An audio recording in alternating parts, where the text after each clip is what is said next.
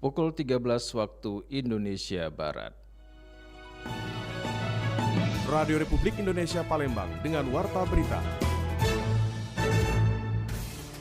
Sebanyak 11 sapi dan 8 kambing di Masjid Agung Palembang siap dibagikan kepada 1.800 warga sekitar.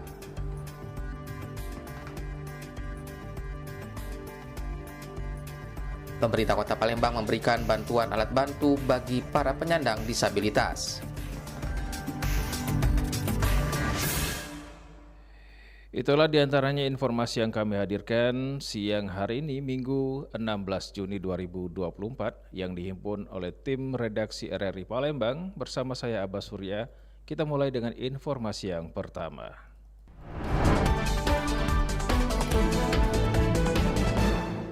Pendengar, 11 sapi dan 8 kambing di Masjid Agung Palembang siap dibagikan kepada 1.800 warga sekitar. Jelang sholat Idul Adha 1445 Hijriah, persiapan Masjid Agung SMB Joyo Wikromo Palembang telah mencapai 95%. Sebanyak 40 unit tenda disiapkan yang akan dilaksanakan Senin 17 Juni 2024. Hingga pukul 10 pagi tadi, pihak Masjid Agung telah menerima 11 sapi dan 8 kambing. Salah satu sapi merupakan hewan kurban dari PJ Gubernur Sumatera Selatan Agus Fatoni yang nantinya akan dibagikan kepada 1.800 warga penerima hewan kurban di sekitar Masjid Agung Palembang. Sekretaris Umum Yayasan Masjid Agung Palembang, Kemas Haji Iqbal Hasan Jaini mengungkapkan, pelaksanaan sholat Id imam akan dipimpin oleh Ustaz Ki Agus Adlan Mahrub MH Al-Hafiz dan khutbah akan dipimpin oleh Ustaz Dr. Haji Mas Agus Ahmad Fatoni Husin Amri. Kemudian setelah dari itu kan kita ada pemotongan hewan kurban. Nah, pemotongan hewan kurban ini seperti tahun-tahun kemarin kita sudah menyiapkan timnya. Lalu kemarin kita dibantu oleh Juleha, juru sembelih halal. Tahun ini ada beberapa teknik yang mereka sudah sampaikan kepada kami, dan tahun ini insya Allah full kita dari tim. Hingga saat ini jam 10 pagi ya, 10 pagi di hari tanggal Minggu 16 Juni ini. Saat ini kita sudah tercatat itu ada 11 sapi. Pak ya. 11 sapi dan kambing itu ada 8. Sudah tercatat, walaupun yang sudah di lokasi saat ini baru 3. Namun ini semua dalam perjalanan menuju sini. Karena kenapa? Supaya jangan lama-lama ngurusnya kayak gitu. Dua sapi pertama itu kita terima dari Bang Sumsel Babel. Dua sapi pertama. Kemudian dari PJ Gubernur itu sudah datang juga. Kemudian dari pemerintah kota itu ada, dari masyarakat ada juga. Ya. Sholat Idul Adha direncanakan akan dimulai pukul 7 pagi. Dan Masjid Agung mampu menampung jamaah sebanyak 17.000 hingga 18.000 jamaah yang akan hadir di Masjid Agung Palembang. Dan diperkirakan warga yang datang bukan hanya dari masyarakat Palembang saja, tapi juga dari luar kota Palembang. Sebanyak 50 anggota dari petugas, pengurus, bahkan Ikatan Remaja Masjid Agung Palembang telah disiapkan. Dan bagi warga yang akan melintas di daerah seputaran Masjid Agung harus mencari jalan alternatif lain, karena jalan ini akan ditutup saat sholat Id dari pukul 6 pagi hingga selesai sholat Id. Dan pihak Masjid Agung Palembang telah bekerja sama dengan pemerintah kota Palembang seperti Dinas Kebersihan, Pol PP, dan Dishub. Muhammad Irfan, RRI Palembang, terus mengudara untuk Indonesia. Badan Pengelola Keuangan Haji prihatin atas tingginya angka kematian jemaah haji saat melaksanakan ibadah di Tanah Suci. Guna membantu penyandang disabilitas, pemerintah Kota Palembang memberikan bantuan berupa 50 unit kursi roda dan 100 alat bantu pendengaran. Pemberian bantuan bagi para penyandang disabilitas tersebut dilakukan langsung oleh PJ Wali Kota Palembang Ratu Dewa. Jika dibandingkan tahun lalu, jumlah bantuan yang diberikan kepada penyandang disabilitas di Kota Palembang pada tahun 2024 ini mengalami peningkatan. Alhamdulillah pada hari ini saya bersama Pak Kadinsos menyerahkan bantuan alat dengar dan juga kursi roda kepada kalangan disabilitas berjumlah 150 Dan ini kita sebagai tanda peduli dan juga berbagi dengan sesama, dan kita ingin tidak hanya kita yang sempurna, tetapi mereka-mereka juga yang tidak bersyukur juga harus kita bantu. Tahun lalu, pemerintah Kota Palembang hanya memberikan bantuan 30 unit kursi roda dan 40 tongkat bantu bagi tunanetra. Di Kota Palembang sendiri hingga saat ini terdata sebanyak 1.042 orang penyandang disabilitas. Lamsihar Silitonga melaporkan.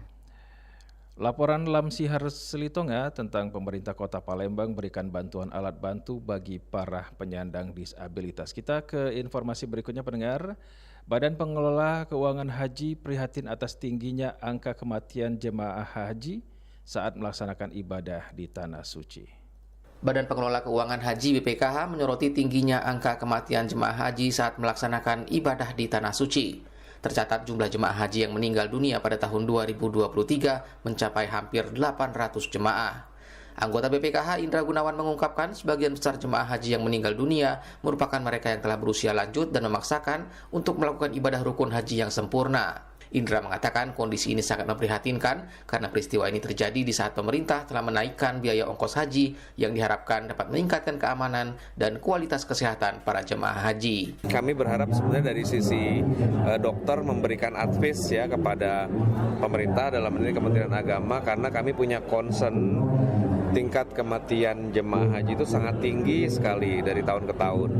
Khususnya 2023 itu mencapai tingkat tertinggi 700, hampir 800 jemaah meninggal dunia.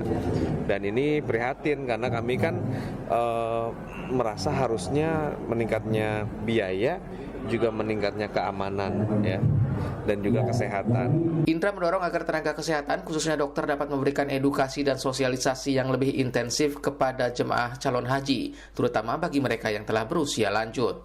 Salah satu caranya dengan istitoah atau meningkatkan kemampuan kesehatan untuk menekan jumlah angka jemaah haji risiko tinggi. Riana Pridani melaporkan.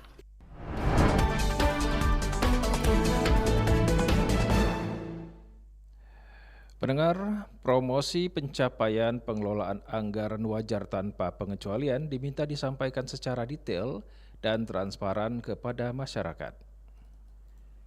Guru Besar Universitas Sriwijaya Unsri Profesor Didi Susatyo menjelaskan pentingnya opini wajar tanpa pengecualian WTP dalam pengelolaan keuangan anggaran. Opini WTP menjadi salah satu indikator utama dalam menilai laporan keuangan baik itu pemerintah kabupaten, kota maupun provinsi. Esensinya adalah keberlanjutan pembangunan daerah melalui pengelolaan keuangan yang transparan. Namun, Prof. Didi juga mengingatkan bahwa pencapaian WTP juga menghadapi berbagai tantangan. Oleh karena itu, perlunya ada monitoring dan evaluasi secara periodik untuk mendeteksi dini potensi kecurangan. Selain itu, promosi pencapaian pengelolaan anggaran wajar tanpa pengecualian WTP juga harus disampaikan secara detail kepada masyarakat secara transparan. Masyarakat yang mengambang, nah itu menjadi satu poin yang harus dicari metode-metode sosialisasi yang tepat bagi masyarakat pemilih ya, apalagi tadi generasi Z, generasi milenial dan sebagainya. Itu saya pikir. Jadi penting sebenarnya secara politis dan masyarakat. Prof, poin-poin apa yang di BTP yang harus disosialisasikan, Prof, untuk pengelolaan transparansi? Betul. Jangan cuma judulnya ya WTP. Betul. Banyak sekali indikator yang dilakukan ya, seperti tadi nomenklatur, ketepatan nomenklatur. Terus kemudian ada pos-pos tertentu yang berubah. Dan itu harus diupdate seharusnya. Nah itu maka metodenya metode orang-orang yang melek akuntansi ya biasanya begitu. Tapi kan bagi yang tidak, dia nggak tahu, hanya wajar aja gitu saja. Dan ini harus. Pentingnya WTP tersebut disampaikan Prof. Didi dalam acara fokus grup diskusi FGD dengan tema implikasi capaian WTP terhadap transparansi dan membangun kepercayaan publik jelang pemilihan kepala daerah bersama Forum Demokrasi Sriwijaya dan Forum Jurnalis Parlemen. Selain Prof. Didi, Dr. M. Husni Tamrin, akademisi FISIP Unsri juga menambahkan bahwa meskipun opini WTP tidak menjamin bebasnya sebuah pemerintah dari korupsi, namun tetap penting sebagai indikator keberhasilan yang mencerminkan pemerintah bersih dan transparan. RRI Palembang, Nova Ariana melaporkan, terus mengudara untuk Indonesia.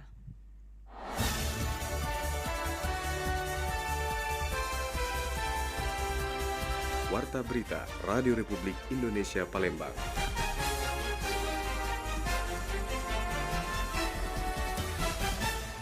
Pendengar, Warta Berita ini disiarkan secara langsung melalui RRI Program 1 Palembang frekuensi 92,4 FM dan disiarkan juga melalui streaming aplikasi RRI Digital yang bisa Anda unduh melalui Play Store dan App Store. Anda juga bisa menyimak siaran kami melalui streaming kanal YouTube RRI Palembang Pro 1. Kita beralih ke informasi berikutnya, pendengar. Komisi Pemilihan Umum atau KPU Provinsi Sumatera Selatan siap menggelar pemungutan suara ulang atau PSU di 6 TPS di Kabupaten Lahat pasca penetapan dari Mahkamah Konstitusi terkait pemilu legislatif di 4 dapil. Adapun 6 TPS yang akan dilakukan PSU yaitu TPS 1 dan TPS 2 di Desa Tanjung Kurung Ulu, TPS 2 Desa Tanjung Menang, TPS 1 dan 2 Desa Padang Gerigi, serta TPS 1 Desa Tanjung Kurung Ilir. PSU ini harus dilakukan maksimal 15 hari sejak putusan MK. Ketua KPU Sumsel Andika Pranata Jaya mengatakan pihaknya sudah menginstruksikan kepada KPU Lahat untuk melakukan pengamanan gudang penyimpanan surat suara. KPU Lahat pun diminta segera berkoordinasi dengan kepolisian setempat. Andika mengaku pihaknya masih menunggu arahan lebih lanjut dari KPU RI terkait pelaksanaan PSU. Tapi kami prepare tempat pelaksanaannya itu di Kabupaten Lahat, yang melaksanakannya KPU Kabupaten Lahat. Kan kami punya 15 hari nih sejak pengucapannya kemarin. Batasnya terakhir itu tanggal 20 atau tanggal 21 ya. Kami akan laksanakan sebelum tanggal 21 Mei. Sementara itu, Bawaslu Sumatera Selatan menyebut telah berkoordinasi dengan KPU Sumsel terkait pelaksanaan PSU di Kabupaten Lahat tersebut. Ketua Bawaslu Sumsel Kurniawan mengatakan untuk pengawasan PSU dilakukan oleh Bawaslu Lahat, sedangkan Bawaslu Provinsi hanya melakukan supervisi ke Bawaslu Lahat.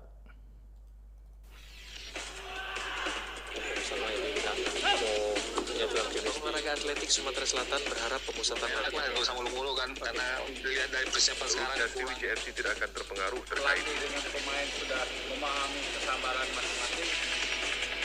Berita olahraga. Kita beralih ke berita olahraga, pendengar. Pengurus Provinsi Persatuan Teknis Lapangan Indonesia, PLT Sumatera Selatan, akan menggelar kejuaraan lokal tenis antar klub. Pengurus Persatuan Lawn Tenis Indonesia Sumatera Selatan berencana menggelar kejuaraan lokal antar klub tenis yang ada di Sumatera Selatan. Sekretaris Umum Pengprov PLT Sumsel Arianto menjelaskan, rencananya kejuaraan lokal antar klub tenis di Sumsel ini akan digelar pada akhir bulan Juni nanti. Kejuaraan ini juga akan diikuti oleh para peserta pemula yang belum pernah mengikuti pertandingan tenis secara resmi. Pengprov PLT Sumsel memperkirakan nantinya akan ada sekitar 200 orang lebih petenis asal Sumsel yang mengikuti kejuaraan lokal tersebut. Ini untuk bagi istilahnya pemula ya, orang-orang yang memang belum pernah bertanding. Ini dalam rangka untuk mendorong minat daripada masyarakat untuk melakukan pertandingan dan permainan tenis ini di Sumatera Selatan, khususnya di Palembang. Ia mengharapkan kejuaraan lokal ini mampu menggairahkan olahraga tenis di Sumatera Selatan.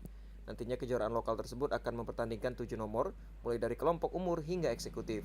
Dari Jalan Radio, Hairul Rizky, RRI Palembang, terus mengudara untuk Indonesia.